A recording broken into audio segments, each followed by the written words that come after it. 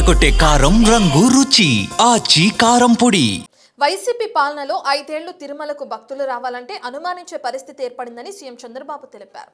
తనతోనే కాదు దేవుడితో సైతం వైసీపీ వాళ్ళు పెట్టుకున్నారని, ఇక వారి ఆటలు సాగవని హెచ్చరించారు. శ్రీవారి విషయంలో తప్పు చేసిన వారు నాశనమైపోతారని, సిట్ రిపోర్ట్ ఎక్కడా వైసీపీకి క్లీన్ చిట్ ఇవ్వలేదని డిప్యూటీ సీఎం పవన్ తీవ్ర స్థాయిలో మండిపడ్డారు. పవన్తో ఏకాంతంగా సుదీర్ఘ భేటీ జరిగిన మరుసటి రోజే చంద్రబాబు కూటమి ముఖ్య నేతలతో కలిసి మీడియా ముందుకు రావటం ప్రాధాన్యత సంతరించుకుంది. ఏపీ సీఎం చంద్రబాబు, ఉప ముఖ్యమంత్రి పవన్ కళ్యాణ్లు సుమారు 2.5 గంటల పాటు ప్రత్యేకంగా సమావేశమై వివిధ అంశాలపై చర్చించారు. రాష్ట్రంలో చోటు చేసుకుంటున్న తాజా రాజకీయ పరిణామాలపై వారు చర్చించారట. కుల రాజకీయాలను, మత విద్వేషాలను వైసీపీ రెచ్చగొడుతోందని, ఆ కుట్రలను ఎదుర్కొనేందుకు ఆ పార్టీ ట్రాప్ లో పడకుండా ఉండేందుకు చర్యలు తీసుకోవాలని వారు నిర్ణయానికొచ్చారట.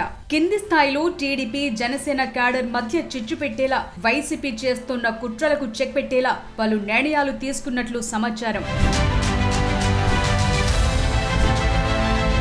ముఖ్యమంత్రి చంద్రబాబును ఉండవల్లిలోని ఆయన నివాసంలో ఉప ముఖ్యమంత్రి పవన్ కళ్యాణ్ బుధవారం ప్రత్యేకంగా కలిశారు. సీఎం, డిప్యూటీ సీఎంల భేటీ రాజకీయ ప్రాధాన్యం సంతరించుకుంది. తిరుమల లడ్డు కల్తీ గురించి వాస్తవాలు ప్రజలకు తెలియాలని, అన్ని అంశాలను బయటపెట్టాలని నిర్ణయించారట.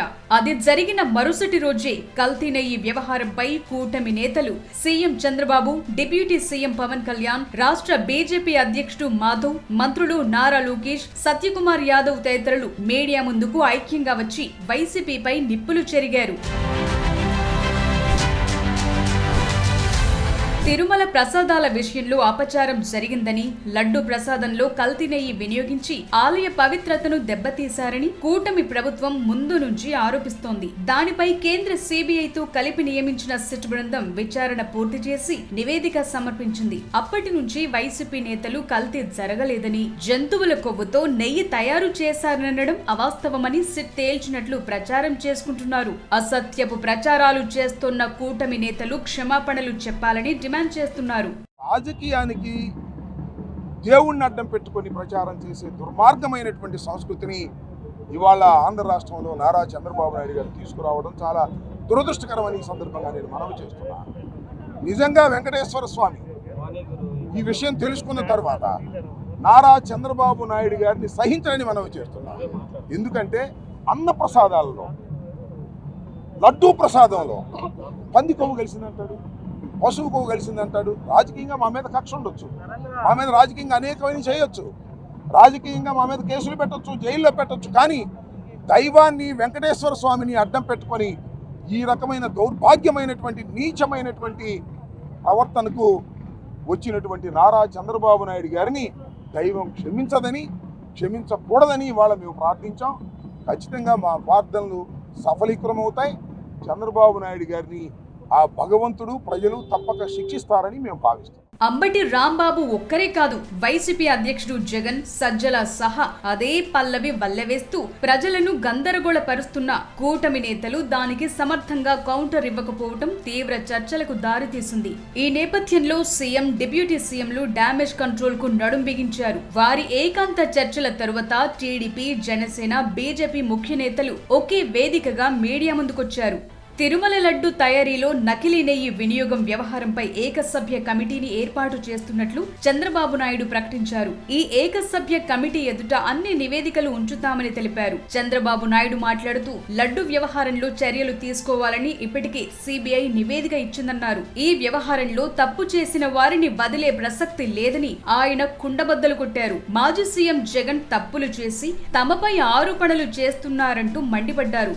జగన్ అన్యమతస్థుడు కావటంతో నిబంధనల ప్రకారం డిక్లరేషన్ ఇచ్చి ఆయన తిరుమల స్వామివారి దర్శనం చేసుకోవాలని అభిప్రాయపడ్డారు. శ్రీవారిపై జగన్ కు నమ్మకం ఉంటే డిక్లరేషన్ ఎందుకు ఇవ్వలేదంటూ ప్రశ్నించారు. దేవుడి పవిత్రత దెబ్బతీసేందుకే లడ్డూలు రసాయనాలు కలిపారని విమర్శించారు. రసాయనాలు కలిపారని సిబిఐ ఛార్జ్షీట్ లో ఉందని స్పష్టం చేశారు. ఇది చూసిన తర్వాత ఎక్కడ కూడా సిబిఐ రిపోర్ట్లో ఇది కల్తీ లేదని ఎక్కడా చెప్పలేదు.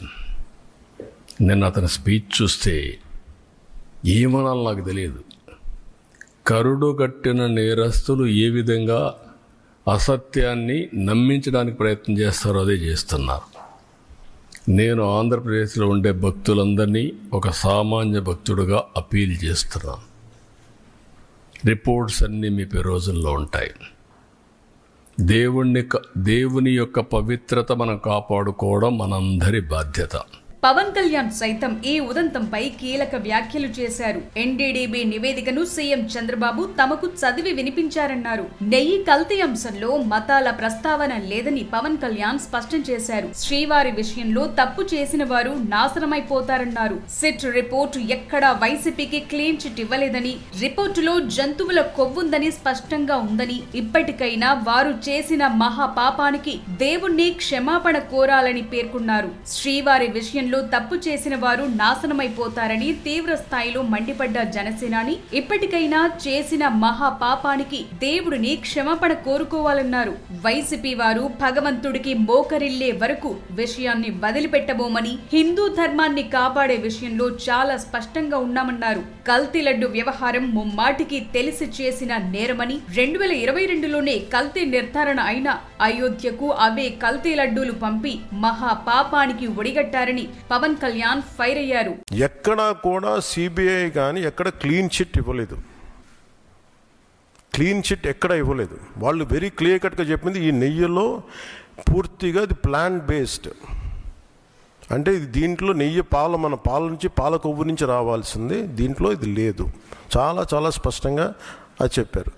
మిగతాయి మేము నిర్ధారించలేకపోతాం, మా దగ్గర ఇన్ఫర్మేషన్ లేదనేది ఒక రిపోర్ట్ వాళ్ళు చెప్పింది. అలాగే national dairy development board very క్లియర్గా చెప్పింది దీంట్లో ఫిష్ ఆయిల్, అలాగే గొడ్డు కొవ్వు, పంది కొవ్వు, ఇవన్నీ లార్డ్ మన ఇంగ్లీష్ పదాలతో ఇవి ఉండే అవకాశాలు ఉన్నాయి. చాలా స్పష్టంగా వాళ్ళు ఇచ్చారు. వెంకటేశ్వర స్వామి లడ్డు గట్టిగా ఉందని, సువాసన లేదని భక్తులు గతంలో పోర్టు కార్మికులు తమకు ఫిర్యాదు చేశారని సీఎం చంద్రబాబు నివాసంలో భేటీ అనంతరం మంత్రి పయ్యావుల కేశవ్ పేర్కొన్నారు.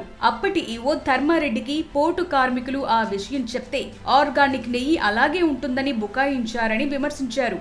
ఎన్డీడీబీ రిపోర్టుతో అందరూ నివ్వెరపోయారని, కల్తీ జరిగినట్లుగా నివేదిక వచ్చిందని పయ్యావుల కేశవ్ స్పష్టం చేశారు. ఈ నిబంధనల మార్పుతోనే ఈ మొత్తం కాన్స్పిరసీ నడిచింది. ఒకవైపు నెగోసియేషన్, మరోవైపు నిబంధనలను మార్చేటువంటి కుట్ర. మార్చి ఆ పాత్రదారులు వచ్చారు. వచ్చిన తర్వాత ఏం జరిగిందో మనం కళ్ళ ముందు చూసాం. పామాయిల్, కర్నల్ ఆయిల్ని పెట్టి వీళ్ళందరూ సరఫరా చేయడం. ఆ వైష్ణవి డైరీ అనేటువంటిది మనకి చదివితే అర్థమయ్యేది ఏంటంటే, బోలేబాబా రాలేడు కాబట్టి ఆ ఏఆర్ డైరీ మిగిలిన డైరీల్ని మాట్లాడుకున్నప్పుడు అది సిక్ డైరీ ఒక యూనిట్ అయితే దాదాపు మూతపడిపోయినటువంటి యూనిట్. వాళ్ళందరూ మళ్ళీ ఫేక్ డాక్యుమెంట్స్, తమకు అనుభవం ఉన్నట్టు Bhole Baba dairy fake documents create చేస్తుంది. ఇక్కడికి వచ్చినటువంటి మిగిలిన వైష్ణవి డైరీలు కానీ మిగిలిన డైరీలు కానీ మొత్తం ఫేక్ డాక్యుమెంట్లు, ఫోర్జ్డ్ డాక్యుమెంట్లు, పాలుగా ఉన్నట్టు నెయ్యిగా ఉన్నట్టు రకరకాలుగా ఫోర్జ్డ్ డాక్యుమెంట్లు పెడతారు. మొత్తానికి వైసీపీ చేస్తున్న దుష్ప్రచారంపై ఇప్పటికైనా తమ నేతలు ఐక్యంగా ధ్వజమెత్తడంపై కూటమి శ్రేణులు ఆనందం వ్యక్తం చేస్తున్నాయి. ఏదేమైనా సిట్ రిపోర్టులు అసలేముందనేది ఉత్కంఠ రేపుతోంది.